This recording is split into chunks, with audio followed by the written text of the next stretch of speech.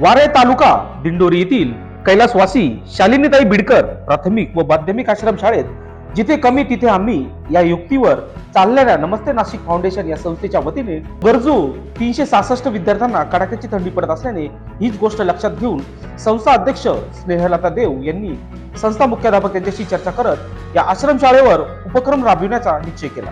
कार्यक्रमाची सुरुवात मान्यवरांच्या हस्ते सरस्वती पूजन करून करण्यात आली। कार्यक्रमाच्या अध्यक्षस्थानी मराठा विद्याप्रसारक समाजाचे सरचिटणीस नितीन ठाकरे हे उपस्थित होते, तर प्रमुख पाहुणे म्हणून कर्नल मच्छिंद्र शिरसाट, तहसीलदार पंकज पवार, तलाठी महेश भोये हे मान्यवर उपस्थित होते। कार्यक्रम यशस्वीरित्या पार पाडण्यासाठी प्रामुख्याने नमस्ते नाशिक फाउंडेशनच्या स्नेहल देव, संदीप देव, सीए मयूर कोठावदे, सुनील कोटकी, नीता मालपुरे, तलाठी महेश भोये, समृद्धी महाजन, समीर मालापुरे, नीता शेवाळे, जनार्दन गायकवाड आदींनी परिश्रम घेतले।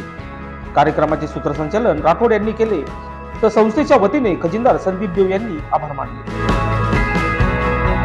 ग्राउंडवर जा आणि ग्राउंडवर मैदानी खेळ खेळा। जर तुम्हाला तुमचं भविष्य पुढे घडवायचं असेल तर मोबाईलवर आजकाल क्रिकेट हा गेम सुद्धा मैदानात न खेळता मोबाईलवर खेळला जातो, पण त्यात आपलं भविष्य नाहीये। आपलं भविष्य हे मैदानावर खेळ खेळल्यावरतीच आपलं भविष्य आहे, हे सगळ्यांनी लक्षात ठेवा। एक तो प्रायमरी फोकस तो फक्त अभ्यास आहे, तुम्ही तो सोडायचा नाहीये। त्याच्यामध्ये फुल कॉन्सन्ट्रेशन पाहिजे, फुल केंद्रीय बिंदू पाहिजे। अभ्यास सर्व करतात, पण जे कॉन्सन्ट्रेशनने अभ्यास करतात ते जातात पुढे, आणि जे अभ्यास नाही करत कॉन्सन्ट्रेशनने ते मग जातात मागे। बघ, जर तुम्हाला चांगला अभ्यास करायचा असेल तर चांगला अभ्यास जर तुम्ही केला तर that has to be primary task. Primary task घेऊन त्या अभ्यासाकडे तुमचं कायमचं चांगलं लक्ष द्या। शिक्षक जे सांगतात ते ऐका, जे शिक्षक सांगतात ते जे ऐकतात ते माझ्यासाठी कळपदापर्यंत पोहोचतात। पण म्हणजे एक नाशिक जिल्ह्यामध्ये तुम्हाला माहिती असेल जसं कमिशनर असतो तसं कमिशनरची अपॉइंटमेंट आहे, छोटी अपॉइंटमेंट नाही। आम्ही फक्त एवढंच आहे की आम्ही बॉर्डरवरती किंवा देशासाठी दूर दूर लढतो आणि पब्लिकच्या संपर्कामध्ये नसतो। पण आता खऱ्या अर्थाने आपल्याकडे जी काही जनजागृती झालेली आहे, मुलींचं सुद्धा शिक्षणाचं प्रमाण वाढलेलं आहे। असं एकही क्षेत्र नाही की ज्या क्षेत्रामध्ये मुली आता मागे आहेत।